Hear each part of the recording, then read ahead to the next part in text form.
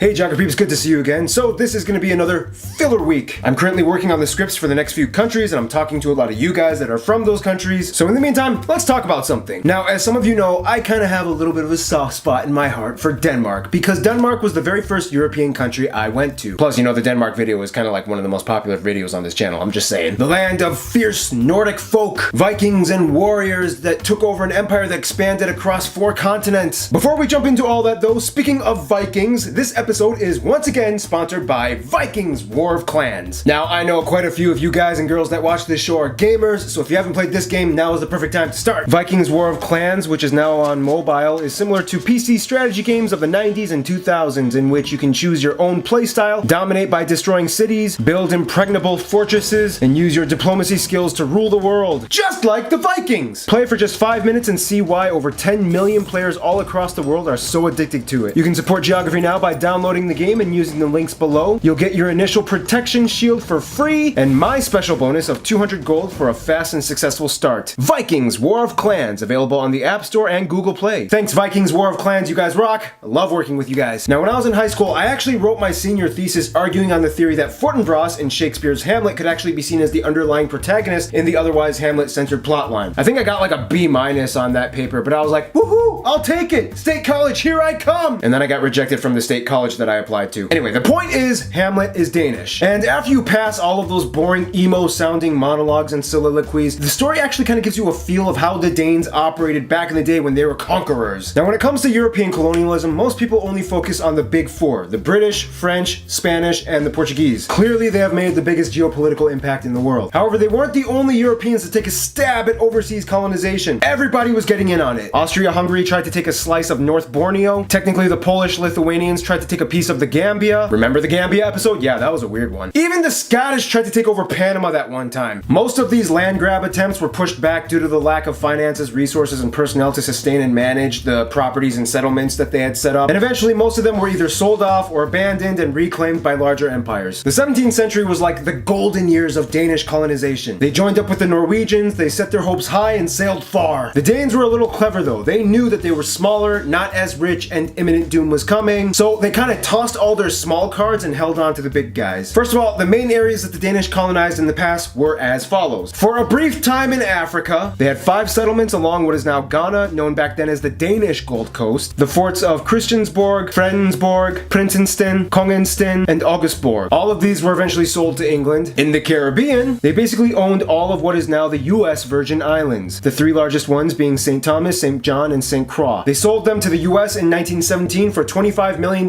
in gold. In Asia, they set up colonies in Tarangambadi in the Tamil Nadu area, and Serampore, which included the towns of Achne and Pirapur, just north of modern-day Calcutta. There they even built Serampore College, which still stands today. And finally, the Nicobar Islands, which for about 100 years was known as New Denmark. Now, in Europe, it's a little tricky because there were kind of like 2 main periods of Danish conquering in Europe, before Lutheranism in the 1500s and after. Before the 1500s, Denmark always kind of had the upper hand when it came to conquering over the Nordic areas. There was that Kalmar Union thing in which they kind of made a deal with Norway and Sweden saying, okay, let's all cooperate and share everyone's territories, but my monarchs get the final say. This included Iceland, the Faroe Islands, Greenland, Svalbard, and even snippets of Finland. Then there was that time they took over parts of Estonia, Latvia, and North Germany. You can even see remnants like St. Olaf's Church in Tallinn, built by the Danes. If we go back even further to Old Norse times, they even took parts of England and Scotland. Like, literally there was a Danish king on the throne, which is why today we have certain words in the English language that are Old Norse Danish derived, such as leg, freckle, root, want, and skin, all Norse derived. In a nutshell, Danes have made their mark in the north. Literally every section of the Nordics, even Finland and Estonia, have some kind of Danish connected past. Today, the last remnants of Danish colonization lie within Greenland and the Faroe Islands, which have high levels of home rule and autonomy. However, let's play a little mental exercise, shall we? What would it look like if the Danish actually developed into a full-fledged world regional influencing empire? What if they had enough money, resources, and people to sustain sustain their settlements abroad? Well, for one, they would probably have the most success in India. Their settlement in Serampore was only about 25 kilometers away from Calcutta. If they had the opportunity to creep down just a little bit, they would have snagged one of the largest economic hubs of all of India, creating a strange new language pocket, kind of like what the Portuguese did with Goa, except 15 times bigger. If that happened, it would have dramatically changed the entire game. Denmark would have been a contender to reckon with, and with India, you have power. Now in Africa, it was a little different because it kind of depended on who gained favor from the indigenous African tribal leaders. If the Ashanti Kingdom had shown favor towards the Danes instead of the Brits, it would have changed the entire game for pretty much West Africa. It's possible that through the Ashanti rulers, Danes would have had access to the rest of Ghana and even possibly to their cousins, the Akan in the Ivory Coast. This means that all that gold money will go to Denmark and not the UK, which would dramatically change the economies of both nations. Which means back home, the Europeans would hear about this flourishing, resource extracting Denmark, which put them on a whole other bracket level of popularity. Now, if money was surging from India and Africa, it's possible that they could have actually bought more islands in the Caribbean, making more of an impact in North America. I would guess that if they had enough money, they would probably buy the remainder of the Virgin Islands, including the ones owned by the British, as well as maybe Isla de Culebra next to Puerto Rico. And if the Brits were very desperate to make money, they might have even sold off Anguilla, creating a whole strange new Danish West Indies archipelago. The largest region of influence that lasted though was of course the Nordics. Denmark always kind of had a firmer historical grasp on the Arctic throughout history. Had this grasp lasted until today, Denmark would have been in control of nearly a third of all Arctic transport and trade business. Theoretically, virtually no Europeans except the Russians could enter this area for whatever reason without passing through some kind of economic zone controlled by Denmark. The entire Norwegian and Greenland seas, along with parts of the North Sea, Baffin Bay, and the North Atlantic, would be mostly monitored under one unit. At over 1 million square miles, that's like 80% the size of all the Arctic seas above Russia, the Barentskara, Laptev, East Siberian, and Chukchi. Granted, not many people would be passing through or trading in these areas, but hey, it's the size that counts. In the end, Denmark's Achilles heel was most likely the fact that they just always had a smaller population than their competitors, which makes global impact harder. Today though, the Danes are just happy living where they are, and Legos will never go out of style, so they're kind of set for life. But Greenland and Faroe Islands, no wandering off, okay? Keep your arms and legs inside the vehicle, you're coming along for the ride. Thanks for watching, subscribe if you'd like, stay cool, stay tuned.